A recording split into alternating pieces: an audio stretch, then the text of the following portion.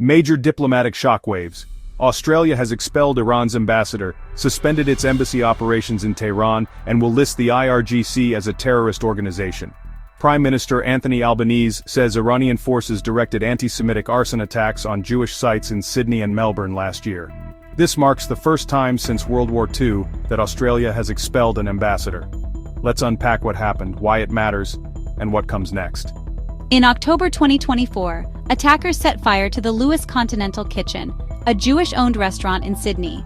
Then in December, flames engulfed the Addis Israel Synagogue in Melbourne.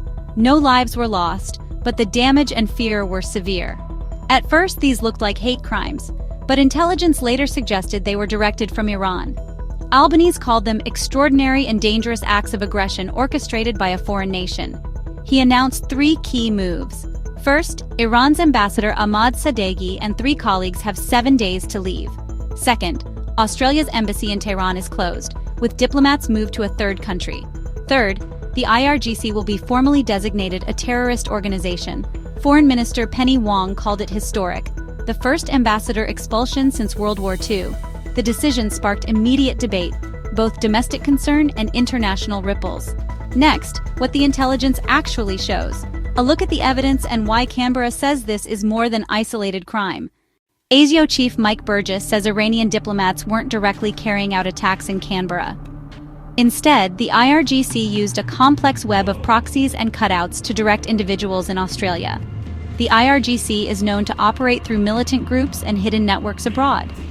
ASIO is now investigating whether Tehran was linked to other anti-Jewish attacks since the Gaza war began in 2023.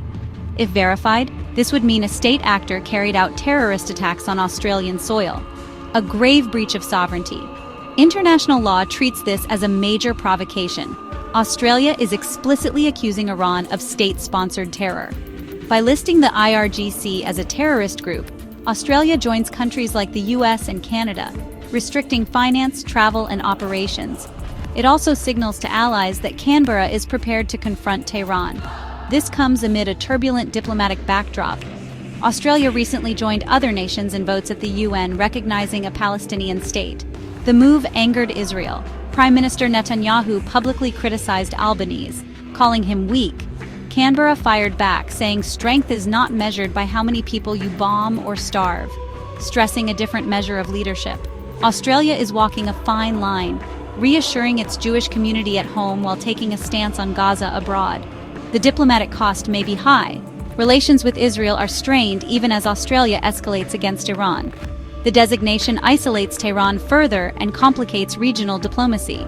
Next, expert analysis on what this move is meant to achieve and what follows.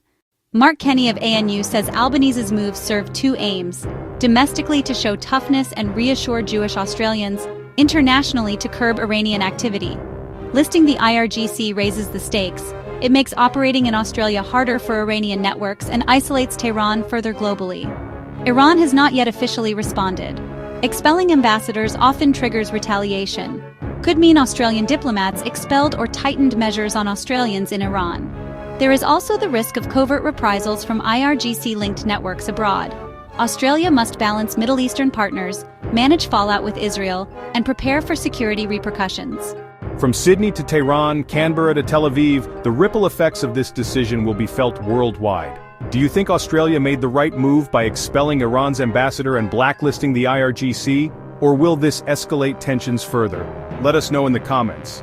Don't forget to subscribe for more deep dive breakdowns of world events.